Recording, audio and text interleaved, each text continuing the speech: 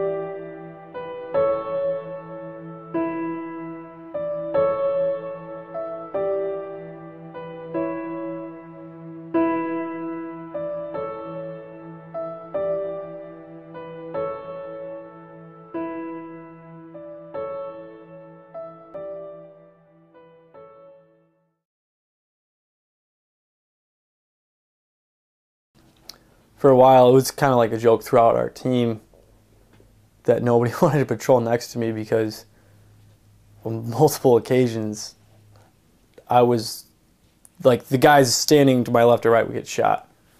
So people before were like, no, you know what, you go with next to Smith. Like, people would get shot next to him. Like, let's, like, you know, think smart here. I'm like, come on, guys. Like, you want to patrol next to me? Are you guys my friends? Look at you or the camera? Just like naturally. Right. Me and my wife will be married 7 years in April. And then my daughter's 3 years old and my other daughter is turning 1 this month.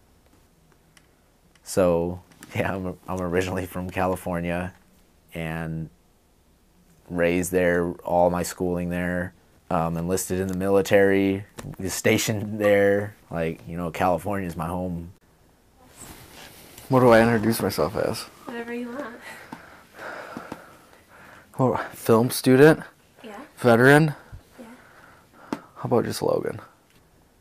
I'm Logan. Next question. Why did you want to join the Marines? Or did you want to join the Marines? Oh, that's a tough question. I don't even know the answer to that, to be honest with you. I guess I was called. Thousands of years from all the different cultures, there's always been a group of people that's always been set apart. There's the warrior class.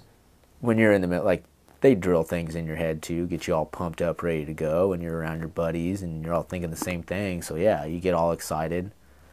And I was. It was Kevin, Matt Smith, Corey, Jordan. I think there were 5 of us. And so we made the decision, me and my friends, we changed battalions. We went from 2-5 over to 3-5, and because we knew they were going to Afghanistan. And pretty much all of us, I think, felt we needed to, like, prove ourselves and just kind of, like, get our stripes, you know. So all I wanted to do was pretty much get into a gunfight right away. And I was like, there's no way I'm signing up in the Marine Corps out of all the military branches. I was like, I'm not. You know, I got to go to some combat zone. I kind of kind of wanted to experience war, I guess. When we came over from 2-5, and we were only like 4 or 5 months before the deployment, and these guys have been training together for about a year. They had deployed together, and I didn't know how we were going to fit in, if they were going to be pissed off that we were coming into their platoon. They were glad to have us, and right off the bat we were pretty close with everybody there, and it was one of those group of men that you become really close with. And like the chemistry that we all had, like it just clicked. I mean, we had guys come from the East Coast and Hawaii because it was just a bunch of snipers who wanted to go to Afghanistan. And I think that mentality bonded us together. Then what really hit me was about a week before deployment was the battalion commander did a gear inspection of the whole battalion. And at first it's like, dude, this is going to take like 3 years, for this guy to get through all this. It's going to take forever. So he's coming around and he's really not checking. He knows the Marines have their gear. He just wants to look at them, and kind of when he looked at me and shook my hand and asked me if I was ready to go, that's where it really hit me, because I was like, wow, like this guy's looking me in the eye and he's telling me, he's like, dude, we're going over. I could just feel it. He's like, we're going over to, there's going to be some bad shit going down over here, I thought it was going to be easy, like video games or movies. It wasn't. We took a lot of casualties right away. I think we took, it was 9 in either 2 or 4 days.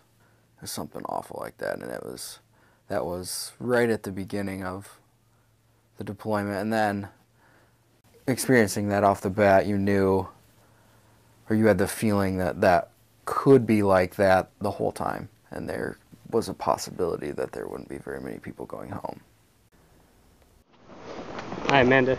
Just got back from patrol. I'm going to go through my gear real quick for you and your brothers. Right here I have 8 magazines of 5.56, and then I carry my 2 tourniquets so I can grab them out really quick if I need to. Got 2 frags. Got my pig sticker. Then I got my medical shears for cutting off sleeves and pant legs for when we have to put tourniquets on to get the wounds. Got a smoke here usually, but I just threw it today on today's patrol, so it's not there. Right here I have my comm. Just stick this in my ear right here, and then I just talk normally, and I just gotta press a little button down here, and that way they don't see me, like I don't really look important or anything. Then right here I got my laser rangefinders. My Camelback is right here. It has my emergency pistol in it. Then right here is my IFAK with all my medical supplies in it. I think you got shot at your first patrol, didn't you? I didn't even go on patrol yet. We were driving into the base, and the guy on the turret, the gun on top of the trucks and stuff, he was just standing up, and the guy from the other battalion was like, hey, we've had some sniper fire here, so you might want to sit down. And he sits down. As we're going up the hill, just ding, just a round hits right on the shield where he was at, and we're like, oh crap, like we're already getting shot at. I think we were at the base. We landed like in the middle of the night, and then the next day we were like bullshitting with like the British guys, just like hanging out. And I just remember seeing a bullet like right in between the 2 like hooches, like the little fortified like living areas that we had, like right in the middle of the alley, just skip on the ground. The first day, the first 24-hour period I was there, bullets came in the fob. Yeah, I forgot about that. Bullets came in the base the first 24 hours. That was before we even knew where we were going. It was dusk, smoking a cigarette, and just a bullet comes skipping down. You're like, that just happened? Yeah. And everybody in our section, all the snipers, just ran straight to our base, or right to our hooch, grabbed all of our gear, and ran straight up to the wall. It's like, where's my gun? Where's my gun? What do we do? Yeah. That's when it hit real for me, and I was like, okay, they're out there, Literally our first mission It was our first time going out the wire. We left like really, really early in the morning, like 03 or 04. And we were in this cornfield, and we saw the two like team leaders, I guess you would say, of that like insurgent group, and they had like their AKs and their radios, and they were pointing like where they were gonna set up and stuff. And so we initiated contact and took out the two team leaders, and then just all hell broke loose.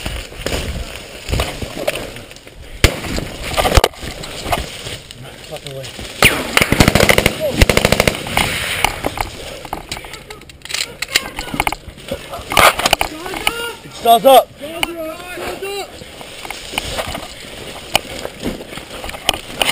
And then with the enemy on that point, they started maneuvering around us and just like getting us into a 180. And that's when I knew like this is going to be a whole different ball game. I mean, it's the very first day, 4 hours into the day, and you're already 2 clicks away from any help, and you're getting cut off and surrounded and moved on by the enemy at 7 in the morning, and there's nothing you could do about it. Right here is the M40 sniper rifle with a suppressor. This is what I got my first 2 kills on. It's at 308 meters, and they were running from left to right. For me, they were running left to right. So I got my first 2 kills on. Didn't even know it hit them. It was pretty funny.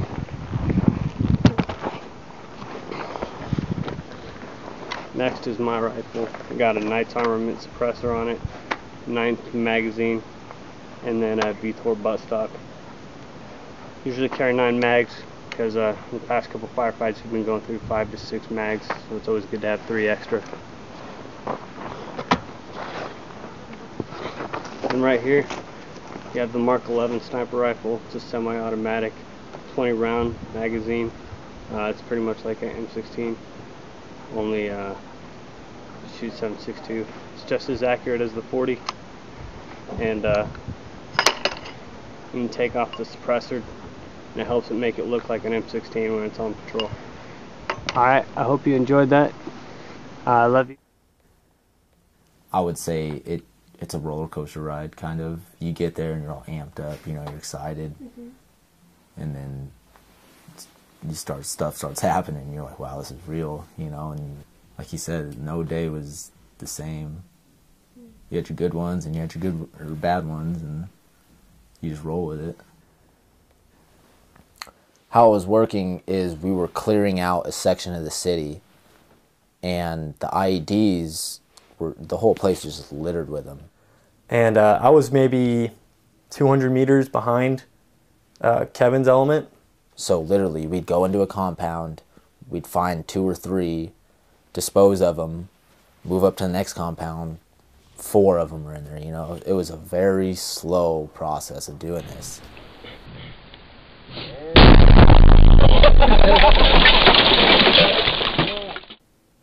A known sharpshooter in that area.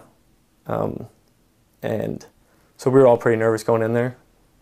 We had a couple precision shots on some machine gunners on rooftops that came very close to hitting people. And we moved up, and I was at the in the forward of the element, and we get up on top of the roof of this next compound, and I'm looking down into the next one, and there's a dog in there, and this dog is just going nuts, barking at us. And we were talking, and we're like, okay, you know, we might have to put this dog down so we could send our bomb dog in to sniff around, you know. And so we're in an overwatch position, and we hear a single shot. So I'm up there, and I'm like, all right, yep, all right, game plan, got it. And I'm turning around to talk to the squad leader to tell him what we're going to do, and boom, just like that. And like, all of a sudden on the radio, we hear routine gunshot to the head. And then they said his kill number. And like, I just felt like everything come out of me, because in my mind, he'd been shot in the face and died. And I jumped right off, and I went to the squad leader. I said, we're going to go get him. team leader crawls up to me. And he's like, dude, you just got shot in the head, you know? And I'm like, am I bleeding? And he's like, checks me out. I was like, just a little bit, but, you know, you're talking to me. And I was just, get me out of here, dude. Like, just, I want to get out of here. And I grabbed me and Mark Hammett. I said, we're going to go get Kevin. And then right after I said that, they're like, no, he's fine, don't worry. It didn't puncture, like, it just scraped his helmet. We're like, are you fucking kidding me? So we go back down the stairs, and we're sitting down there, and the corpsman comes up, and he's like, his little flashlight, checking me out and everything. And he's like, you're good, man. He's like, do you need anything? I was like, can I smoke a cigarette? And he's like, I don't see why not. So yeah, they gave me a cigarette. So we go over there, and I don't know what to think. I'm still like, my, you know, adrenaline's pumping. I'm like terrified, and I'm happy because he's not dead. And we get over there, and he comes into this compound. We meet in this compound. He gives me a smile. I was like, fuck, dude. And I pop my helmet off, and like, I look at it, and like, all the padding's blown out inside. And I'm like, what is all this stuff? So this is a helmet I was wearing while I got shot. And you can see that's the entrance where it obviously went in, and it traced, let's see if we can get a good view, traced around on the inside of the Kevlar and then tried to poke itself out through here, but it got stopped within. And you can see in the pads how it ripped through all the pads as well. And then I looked over at Mark, and he's as white as a ghost. And like, if I would have looked at him at the same time, I would have thought that Mark was the guy who got shot in the head, because he was so much more concerned about it. Kevin was just dazed and confused. He wanted to get the fuck out of there. But just like the emotion that, you know, Mark was showing, like true emotion, like one of his best friends almost died. And that's one of the things that I struggle with the most, is because I feel I'm better than that. I should have never put myself in that situation. I should have never gave him the opportunity to even take a shot at me. And that was like such a strong like impact on me, because I just wanted to go shoot everyone I fucking saw. And then I remember the doctor telling me, so I have some advice for you, and if you follow it, he's like, I guarantee you'll make it out of here. And I was like, all right, what's the advice? Don't get shot again, and don't step on any IEDs. And I was like, well, go figure, buddy, you know? I've already got that down. When Kevin got shot, I found out so much later that it was just, I was so conditioned to being used to hearing things like that. When I heard that Kevin got shot, it was Kevin got shot, but he's okay. So it was like, oh, you know.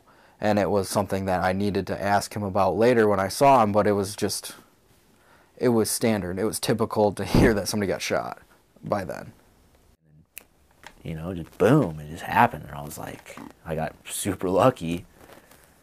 And then, like, thinking those next couple of days, I was like, dude, like, definitely got a second chance, you know, got to push the restart button, kind of. And then it was like, that's when I was completely changed. I was like, dude, it's on, you know? And it's kind of a fight every single day just to make sure you get out of there, you know? All right, get across. Let's go. Let's go. Go, go, go, go. Come on, let's go. Oh. Go ahead, run across. I was much more afraid of stepping on an IED than getting shot. The gunfights weren't as scary to me as just walking around. Some of the scariest patrols I went on, I never even got shot at. And I remember I would wake up and be like, I would look at my legs and be like, well, it's been a wild ride, but might not be walking back into base tonight. I mean, those first 3 months were fucking miserable. Because every time a log train came in to resupply us, like a convoy to give us more supplies, every time those came in, they were just bringing more bad news. You know, somebody's friend either died or, you know, got both his legs blown off, and it just, you could see the emotional toll it took on us. Those first 3 to 4 months was just every day something was going on, and it was kind of demoralizing. Hi Amanda, hi Vanessa. Vanessa, I'm your dad, and I'm here in Afghanistan, and I want you to know I miss you, and I love you. I want you to have a good first birthday, and I love your mom very much. Amanda, I love you a lot. I want to show you my hair, because I got chewed out today, so I have to get a haircut. It's just awesome. Notice? It's amazing. Alright. I want you to know I'm going to come home safe, and we're fighting hard, and we're not showing any mercy, so we're going to make sure we all come back home alive, safe, with all our parts. Know that the Lord is with us, and that He's protecting us and guiding us, and just blessing us alive. He's kept us pretty safe in some hairy situations. And so there's like this small gap between the tree I was with, like on, and then like where I was, you know, because I was trying to stay behind it. And this like PKM or AK burst just ripped us like right up into us. And we're in a tight alley. There's like 13 of us in a tight alley, and the only way we could do was a ranger file, which is just one man after the other, like a long line. And the round like hit the tree bark and like sprayed my face with the tree bark. I turned to shoot, and there were 3 guys in front of me, so my field of fire were cut off. So I started running back, and I remember as I was running back, the dirt was like, every step I took, a bullet would follow my foot. And like went right, I mean, it was like a gap like that big in between my head and this tree, and the round like went right in there, and it ripped up the front of the tree, and it ripped up Matt's whole side. I mean, that's the definition of like perfect situation with an automatic weapon. To have that many targets lined up in that small of a space, that close, and only one guy got hit inside SAPI plate, it's almost impossible. And like, it just got rocked back, and we're just sitting there in this like little ditch, and we were just laughing like, holy crap, you know, like, whoa, you know, it's just like kind of surreal feeling. There were times when I was like, someone was moving bullets around with their hands, because there was no way in hell that didn't hit me. I think what got us through it the most was our ability to like laugh at the situation. One who farts in church sits in his own pew. Because when you're put in that like severe of a circumstance, you can either like let it cripple you, or you can just make fun of it, and you know, if you make fun of it, kind of disarms the danger of it. So that was pretty much how we got through it, just like making a joke out of it and kind of becoming a little cynical about the whole deployment.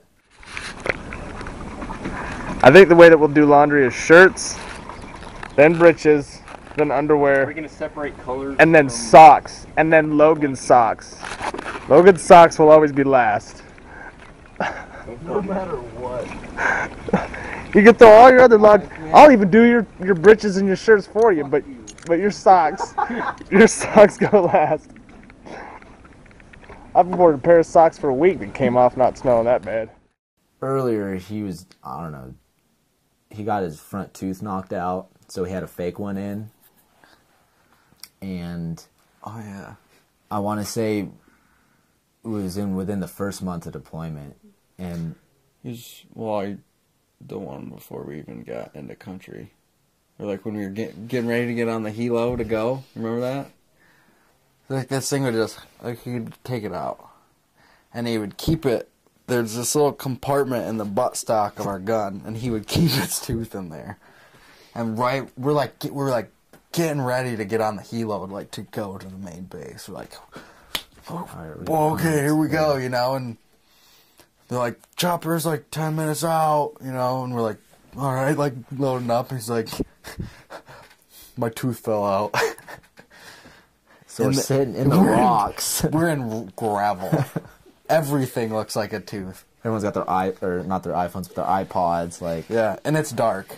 So we're down here. I don't know how we found that damn tooth before the chopper got there.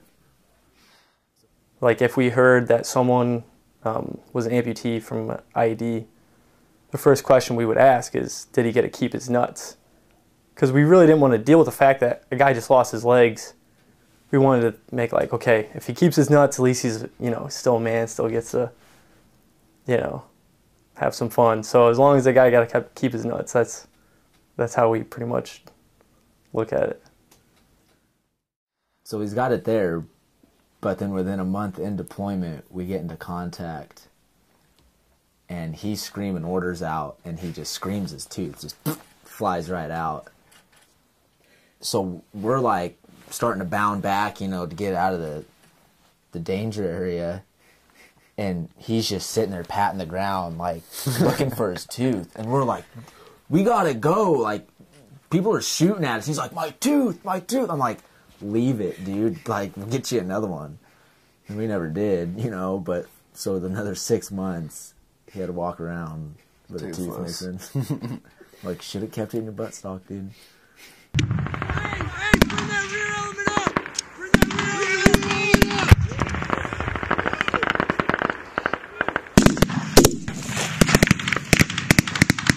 bring him up! Bring the rear element up! Let's go, rear element!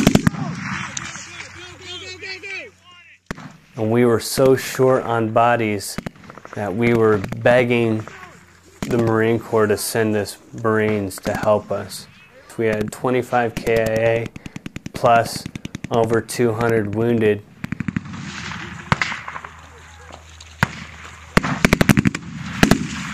We're not going to let the enemy see that we're taken down easily. We're going to let them know that America is here, and we're going to chew bubble gum and kick ass, and we're all out of bubble gum. You know what I'm saying? Morning, Amanda. And Vanessa. This is Sangan. And this is PB Fires. This is where we're staying. It's the most northern part of Sangan. This is Abate's room.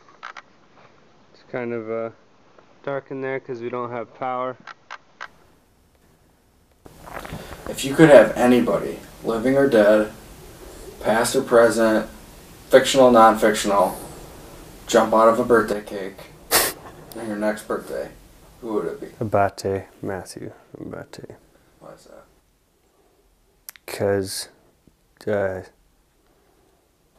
he's the greatest man I've ever known, and I don't think there is any other person alive that would instantly touch somebody's life like he did. Like, even if you knew him for like 30 seconds, within that 30 seconds of meeting him, you'd feel like he was your best friend already, you know? The first time I met him was when we went to go like interview with 3-5 to see if they would take us.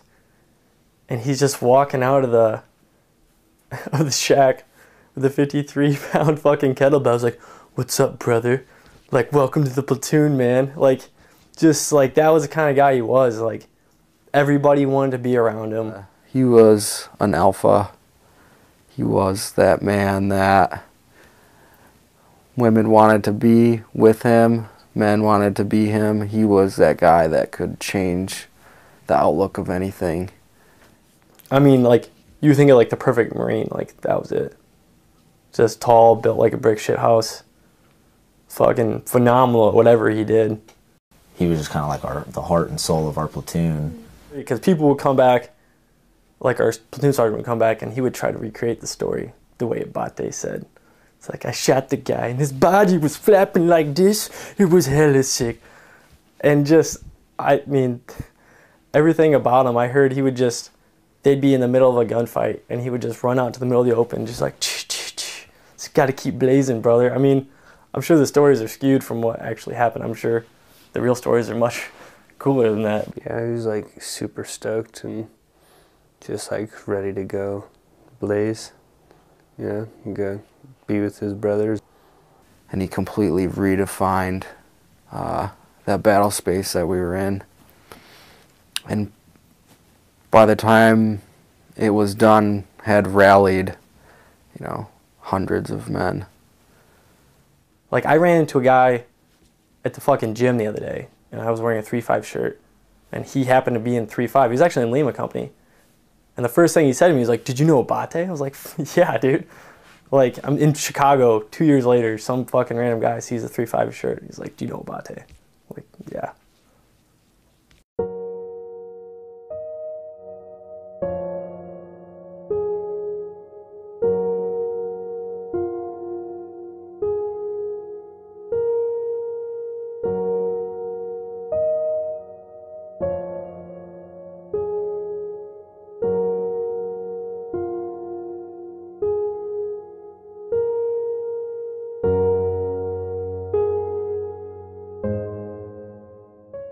Let's see what you remember about that.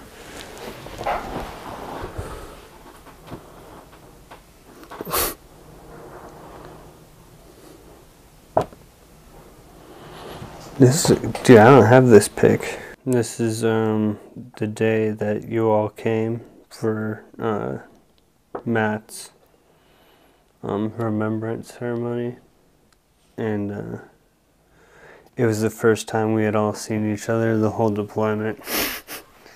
It was a good time. Yeah, well, it was fucking bullshit because you guys were there for like, I don't know, 9 hours and like get the hell out of here. But it was amazing to, first of all, walking into Banshee 3's lair, as it were. It was like the happiest moment of my life. Like seeing you and seeing, you know, Sherwood, and if anything would happen to that person, you know, you'd just be crushed. And so seeing you guys still alive and walking around, you know, like, just gave me so much peace to like visually see you and embrace you and hug you and hold you and talk to you and you know, smoke a cigarette with you. We got to see each other for the first time in many months, and that was the first time the 29 of us were together, and like you just really saw these relationships come back together and how much these people genuinely cared about each other. And then walking in and seeing them, and like, it was like a family reunion.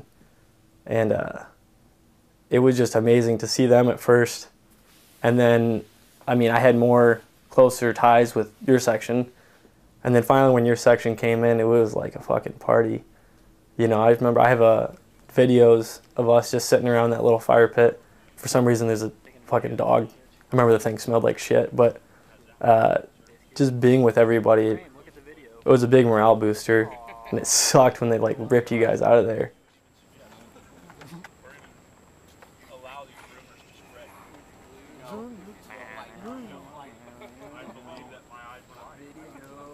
And then to talk about all the memories of Matt, you know, together, and everybody's laughing, and that it wasn't like a depressing Matt's dead, we all mourned.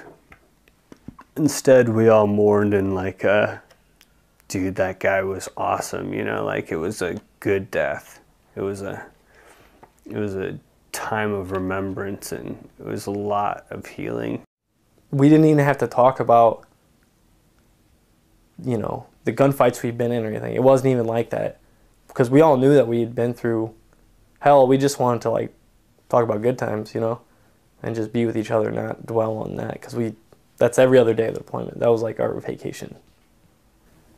What had happened in that deployment, and with all the death and carnage that was going on, there was like a little glimpse of, oh yeah, this is why I'm here, this guy, these are my brothers, you know, this is it for sure. It was, those brothers will always mean a lot. Forever. That's a bond that'll never go away, you know.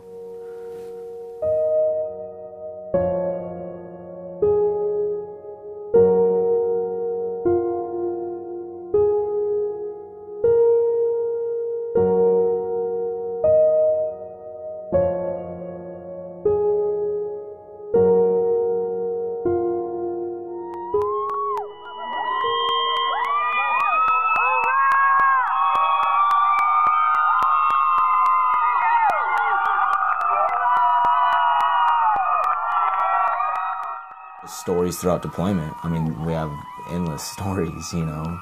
It's just, what kind do you want to hear? You know, you want to hear funny, sad, you know, crazy. Like we said, every day is a story, you know.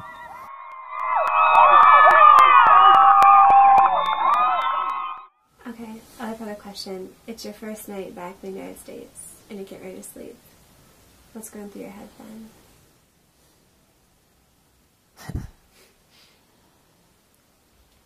Get hammered drunk, to be honest with you, you know, like party, like, and we did. Yeah, we did. You know, I mean, obviously, like any other Marine come back from deployment, you just drink, you know, to make up for lost times. You know, and I just tell myself, oh, I'm just celebrating, like anybody should. But, I mean, after a while, you gotta realize, like, hey, celebration has to stop at some point, you know? You know, party's gotta end at some point. When I first got back, I was like obviously really angry with everyone, anybody. I was alone, like depressed. Coming back from a deployment like that, you feel, I mean, we accomplished something very big over there, you know. We did something very important. Choose to live this lifestyle of learning how to kill and survive and protect, you know, all at the same time, you know. And when you come back and you get out into the civilian lifestyle and you're making minimum wage, you know, you're not even doing anything, you just sit at home and learning how to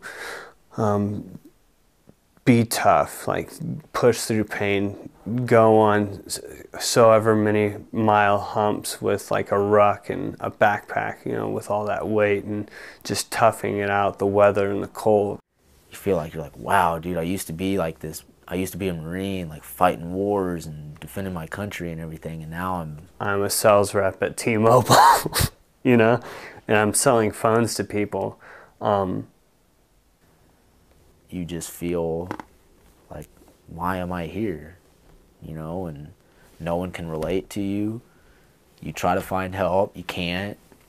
You're just like, dude, like just after a while, to be honest with you, it gets with you. You're just like, we're bred to be these big, tough creatures, and then all of a sudden your mind starts going to these dark places, and all of a sudden, like, whoa, what's going on here? There would be random times when you would just, for no reason at all, just start thinking about it. Like you could be doing like the fun, like you just be like golfing or, you know, doing something really fun, and all of a sudden you're just like, why am I thinking about all these depressing things? Like, why are they in my mind right now? You know, like it's like there's no reason for me to think about this. And I don't know, I just continued. I mean, it still continues. It obviously goes away a little bit, but I mean, it's always going to be there. There's nothing that's going to stop that.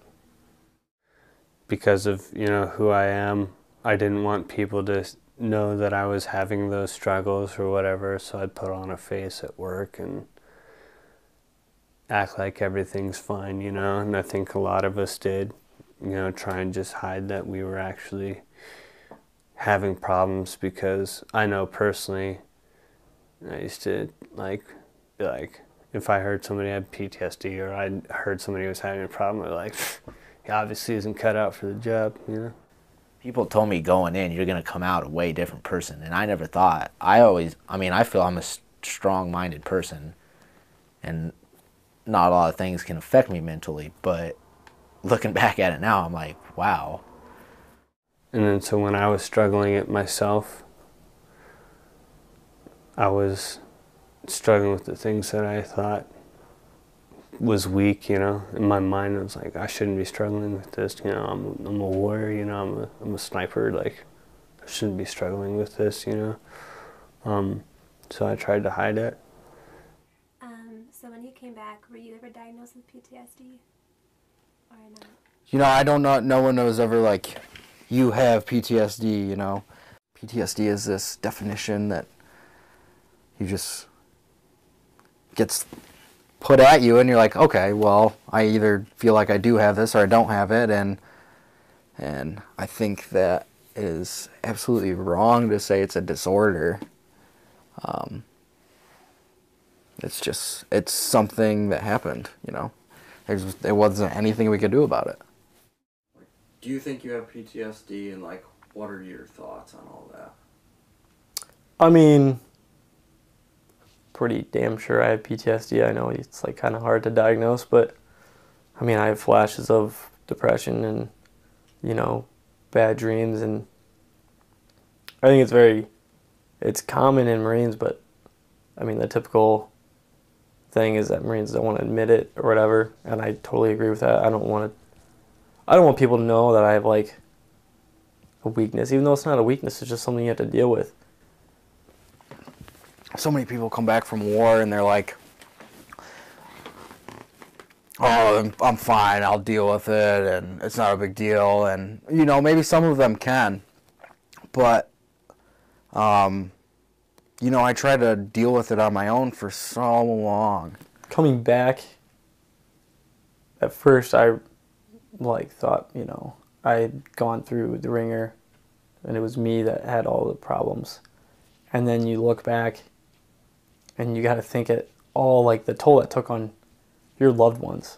You know, I saw what I was doing to my family, and, you know, it was just like, I heard my mom say, like, what can we do? And I realized that I was affecting the people around me, and that was when I was like, okay, you know, what steps do I need to take to change this? And that was, you know, a year and a half after I got back. And then with my home life, you know, I felt like I couldn't talk to my wife or whatever, and I just felt like the only people I could talk to was like you guys and like my friends, you know, that I actually went with. And then finally when I saw my dad, he just gave me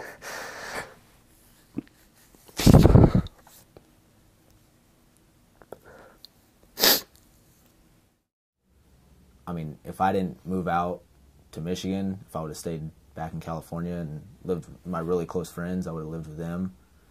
It's still, when you need to talk to somebody, you need somebody that can relate to it. And there's just no one, unless you've been through it, you can't relate to it. You know, she still stuck it out with me and is faithful and still, like, you know, is constantly doing stuff, cleaning the house and making sure that, you know, I have a good life.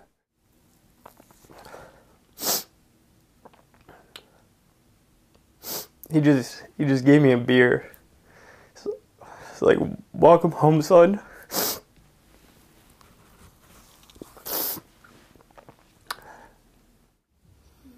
Yeah, I wouldn't be where I am today if he wasn't here. My girlfriend Amanda, she's helped me out a lot. She knows, like, she's seen the bad sides of me when I've had problems. It wouldn't. I don't know if I would have been all right if you know, if you weren't. And she stuck around and she calmed me down and talked with me and helped me through things. So, I mean, I gotta thank her so much for that. And it sucks too, because, I mean, we know some people that aren't in the same situation as us, and we see the struggles that they go through. So we know it's working. 1. She's like me. 2, 3, 4, 5, 6. I think that was the biggest realization with my family, is realizing the importance of them, you know. 2, 3. You're such a muscle 4, girl. 5, 6. Good job. 7. Go to 10. 8. And when I came back, I was like, oh yeah, I was the one who went through all this shit. And it just came back, like Christmas this year. That was when I first realized, it was like, this had an emotional toll on everybody that's close to me. It wasn't just me, you know? And like, it took me a year and a half to realize that.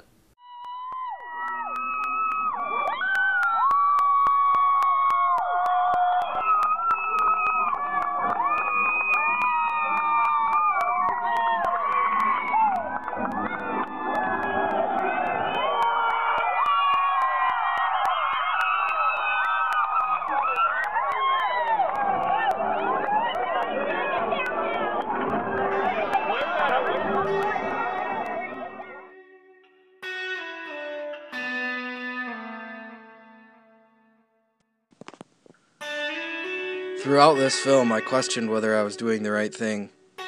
Asking my brothers to relive those moments, to delve back into that pain, has been a trying task. But now I understand. We owe it to the 25 who didn't come home, and every other warrior who has paid the ultimate sacrifice. We owe it to them to keep their memory alive, no matter how hard it is for us still walking this earth.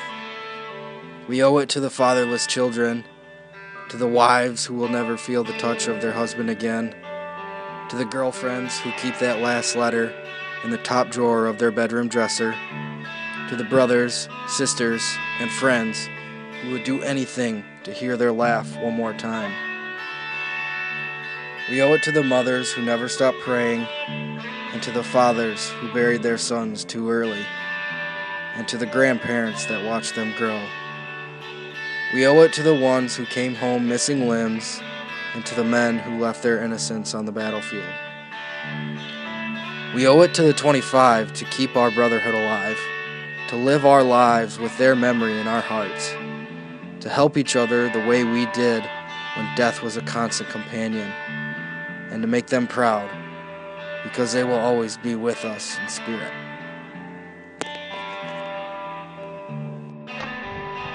Matt.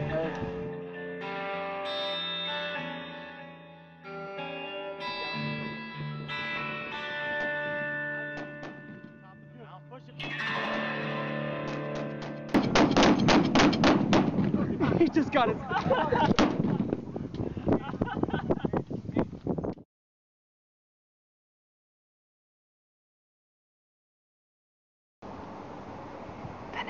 Vanessa, say goodbye. Vanessa. Say goodbye. Say bye. Oh, she's looking in the sun. Say goodbye. Okay.